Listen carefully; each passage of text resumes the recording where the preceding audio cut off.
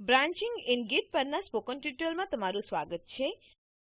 આ ટ્યુટોરિયલમાં આપણે શીખીશું બ્રાન્ચિંગ, બ્રાન્ચ બનાવતા અને બ્રાન્ચીસ વચ્ચે ફેરબદલ કરતા. આ ટ્યુટોરિયલમાં આપણે વાપરીશું ઉબુન્ટુ લિનક્સ 1404, ગિટ 232 અને ગેડિટ ટેક્સ્ટ એડિટર. તમે તમારી પસંદગીનું કોઈપણ ટેક્સ્ટ એડિટર વાપરી શકો છો. આ ટ્યુટોરીયલના અનુસરણ માટે તમને ટર્મિનલ પર લિનક્સ કમાન્ડ રન કરવાની જાણકારી હોવી જોઈએ. જો નથી, તો લિનક્સના ટ્યુટોરીયલ માટે અમારી વેબસાઇટની મુલાકાત લો. ચાલો બ્રાન્ચિંગ વિશે શીખીએ. સામાન્ય રીતે બ્રાન્ચીસનો ઉપયોગ આ પ્રોજેક્ટમાં નવા કરવા માટે અથવા બગ ફિક્સ કરવા માટે કરાવાય છે. આ મુખ્ય પ્રોજેક્ટને ખલેલ ન પાડતા પ્રોજેક્ટના નવા મોડ્યુલના સાથે કામ કરવા માટે મદદ કરે છે. ગિટનું મૂળભૂત બ્રાન્ચ એ માસ્ટર છે. નવા મોડ્યુલો બનાવવા માટે આપણે વિવિધ બ્રાન્ચીસનો ઉપયોગ કરીશું અને પછી માસ્ટર બ્રાન્ચમાં મર્જ કરશે. ઉદાહરણ તરીકે, આ આકૃતિ દ્વારા માસ્ટર અને ન્યૂ મોડ્યુલ રિપોઝિટરીની કલ્પના કરી શકીએ છીએ. માસ્ટર બ્રાન્ચમાં C1, C2 અને C3 નામક કમિટ્સ છે. પછી C3 કમિટમાં બ્રાન્ચ new મોડ્યુલ બનાવેલ છે. C4, C5 અને C8 એ ન્યૂ મોડ્યુલ બ્રાન્ચનું કમિટ્સ છે.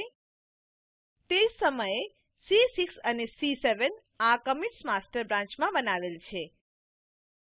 અહીં તમે જોઈ શકો છો, ન્યૂ મોડ્યુલ બ્રાન્ચ એ માસ્ટર બ્રાન્ચને ડિસ્ટર્બ નથી કરતી.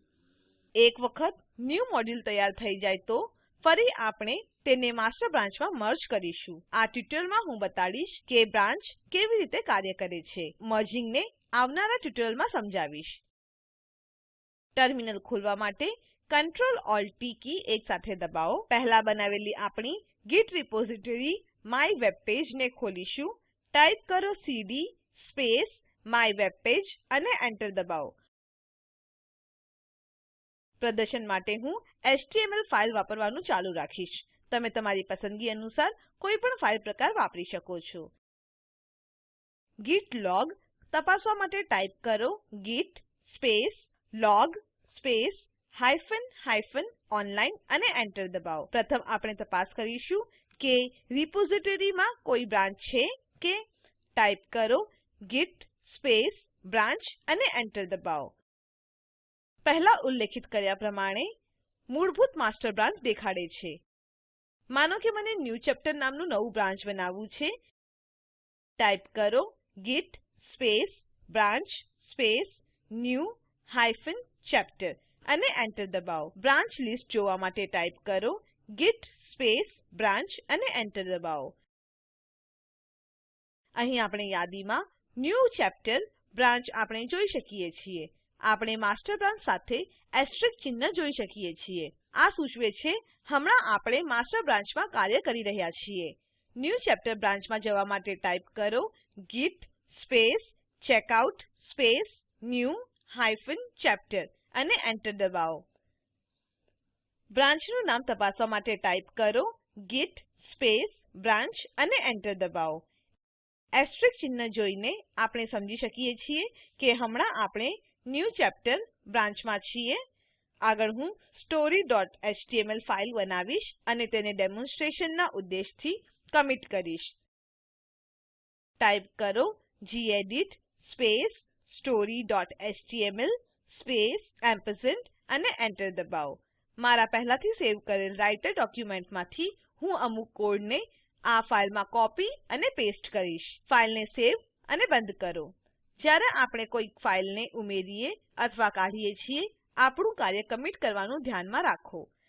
સ્ટેજિંગ એરિયા પર ફાઇલને ઉમેરવા માટે ટાઈપ કરો git space add space story.html અને એન્ટર દબાવો. આપણું કાર્ય કમિટ કરવા માટે ટાઈપ કરો git space commit space -m space within double quotes added story.html in newchapter branch અને એન્ટર દબાવો. ન્યૂચેપ્ટર બ્રાન્ચનું git log તપાસવા માટે ટાઈપ કરો git space log space -one line અને એન્ટર દબાવો. અહીં આપણે આપણું latest added story.html in new chapter branch commit જોઈ શકીએ છીએ. માની લો કે આપણને અમુક કાર્ય કરવા માસ્ટર બ્રાન્ચ પર પાછું જવું છે. તો આપણે ટાઈપ કરીશું git space checkout space master અને એન્ટર દબાવો. git log તપાસવા માટે ટાઈપ કરો git space log space one line અને એન્ટર દબાવો.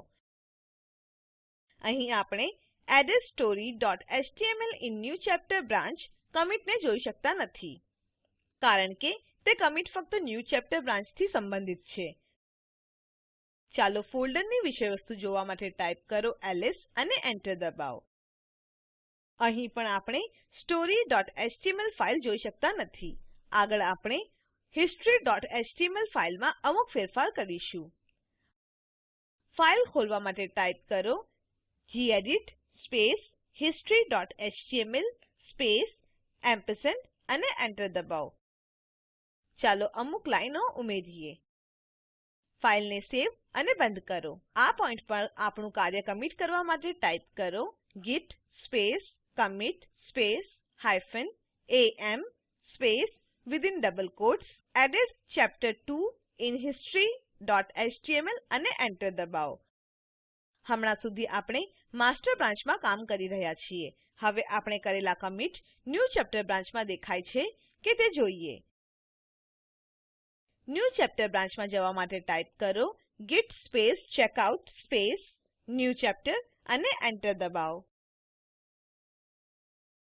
git log તપાસવા માટે ટાઈપ કરો git space log space -online અને એન્ટર દબાવો. અહીં added chapter 2 in history.html આ કમિટ આપણે જોઈ શકતા નથી કારણ કે તે માસ્ટર બ્રાન્ચમાં છે. હવે story.html ફાઈલમાં અમુક લાઈનો ઉમેરીએ. ટાઈપ કરો gedit space story.html space ampersand અને એન્ટર દબાવો. હું મારા રાઈટર ડોક્યુમેન્ટમાંથી અમુક લાઈનો ઉમેરીશ. ફાઈલને સેવ કરીને બંધ કરો. git સ્ટેટસ તપાસવા માટે ટાઈપ કરો git space status અને એન્ટર દબાવો.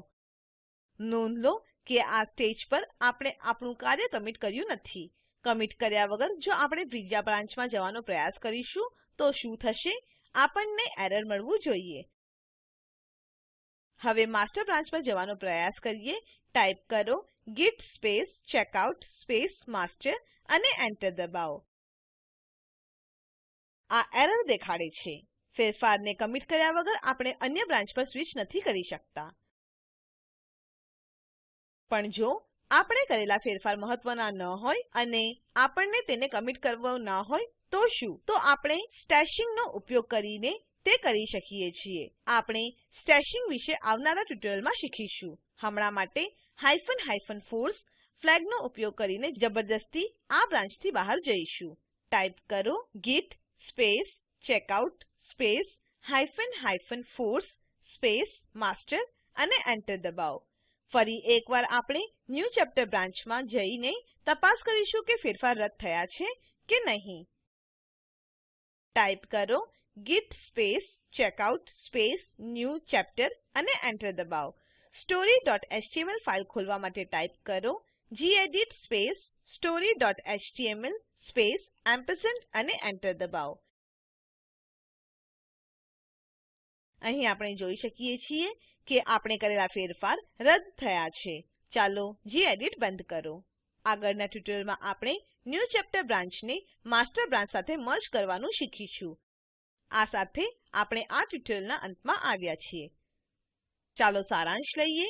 આ ટ્યુટોરિયલમાં આપણે શીખ્યા બ્રાન્ચિંગ, બ્રાન્ચ બનાવતા અને માસ્ટર બ્રાન્ચ અને ન્યૂ બ્રાન્ચના વચ્ચે સ્વિચ કરતા. અસાઇનમેન્ટ તરીકે ચેપ્ટર 2 નામક બ્રાન્ચ બનાવો. અમુક કમિટ્સ કરો. માસ્ટર બ્રાન્ચ પર પાછા જાઓ. git log તપાસો અને સમજી લો બ્રાન્ચ ચેપ્ટર 2 માં કરેલ કમિટ્સ માસ્ટર બ્રાન્ચમાં દેખાશે નહીં. આપેલ લિંક પર ઉપલબ્ધ વિડીયો નિહાળો. તે સ્પોકન ટ્યુટોરિયલ પ્રોજેક્ટ માટે સારાંશ આપે છે. Spoken tutorial project team spoken ટ્યુટોરિયલના ઉપયોગથી વર્કશોપનું આયોજન કરે છે જેઓ ઓનલાઈન પરીક્ષા પાસ કરે છે તેઓને પ્રમાણપત્રો આપે છે વધુ વિગતો માટે અમને લખો સ્પોકન ટ્યુટોરિયલ પ્રોજેક્ટને એનએમઈઆઈસીટી એમએચઆરડી ભારત સરકાર દ્વારા ફાળો આપવામાં આવ્યો છે આઈઆઈટી બોમ્બે તરફથી ભાષાંતર કરનાર હું જ્યોતિ સોલંકી વિદાય લઉં છું જોડાવા બદ્દલ આભાર